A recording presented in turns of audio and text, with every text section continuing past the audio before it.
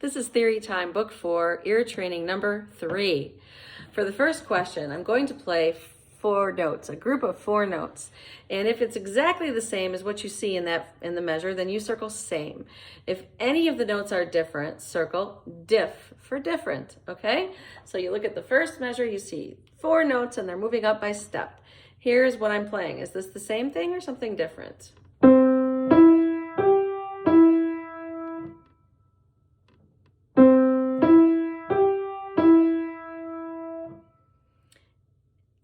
Measure B.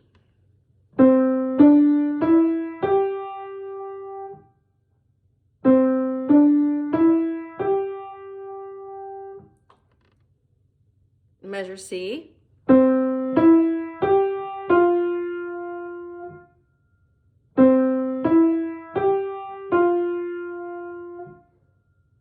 And measure D.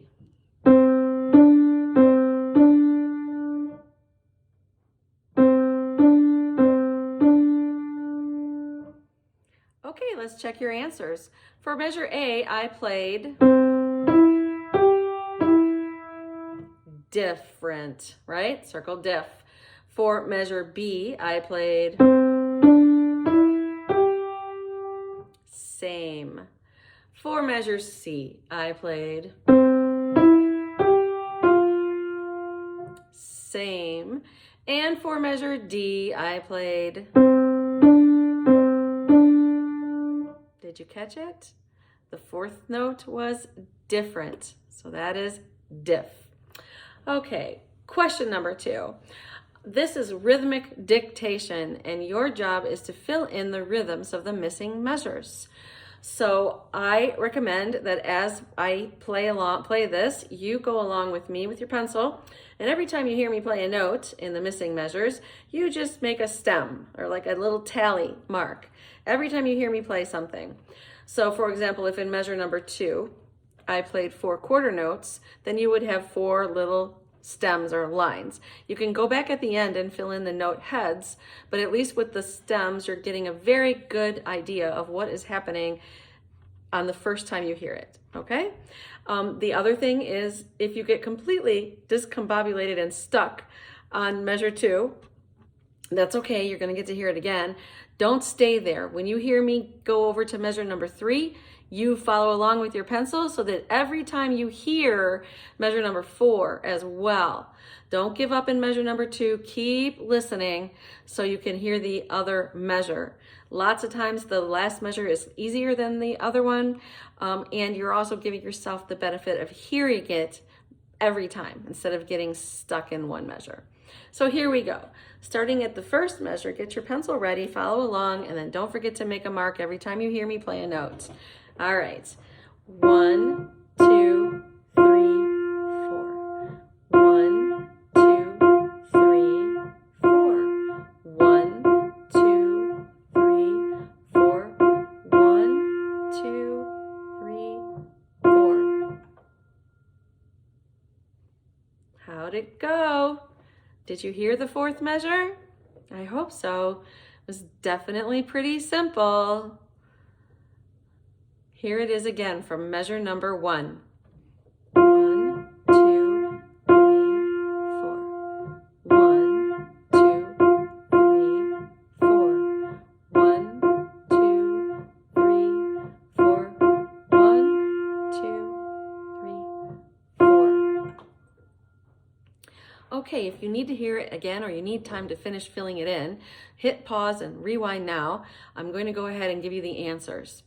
Measure number 2, I played this. 1, 2, 3, 4. Okay, so 1 quarter note, 2 eighth notes. Don't forget to connect them with a beam at the top.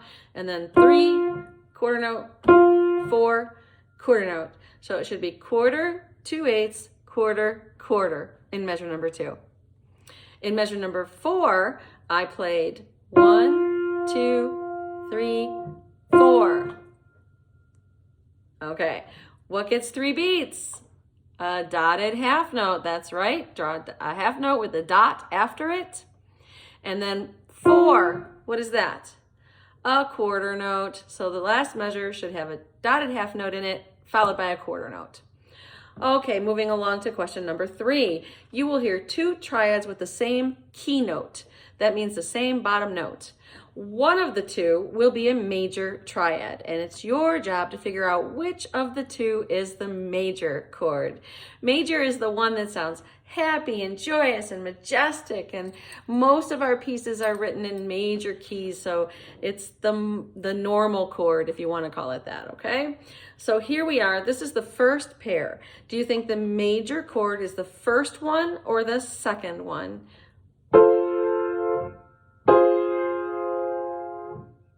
Here it is again.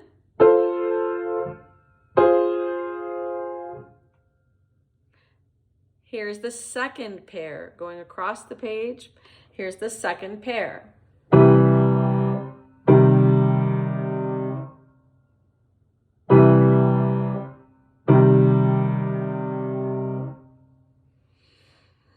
The third pair.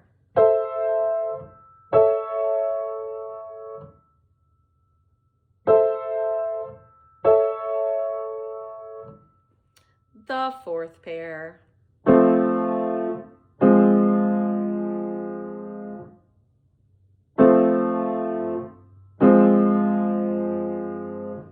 Okay, let's see how you did. For the first pair, I played these 2 chords. The answer was 1. The major chord was 1, the first chord. Here's the second pair I played. Again, the major chord was the first one. For the third pair I played.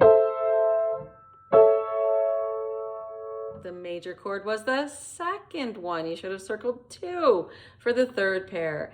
And then the final pair, I played these 2. And the major chord was the first chord. Good job.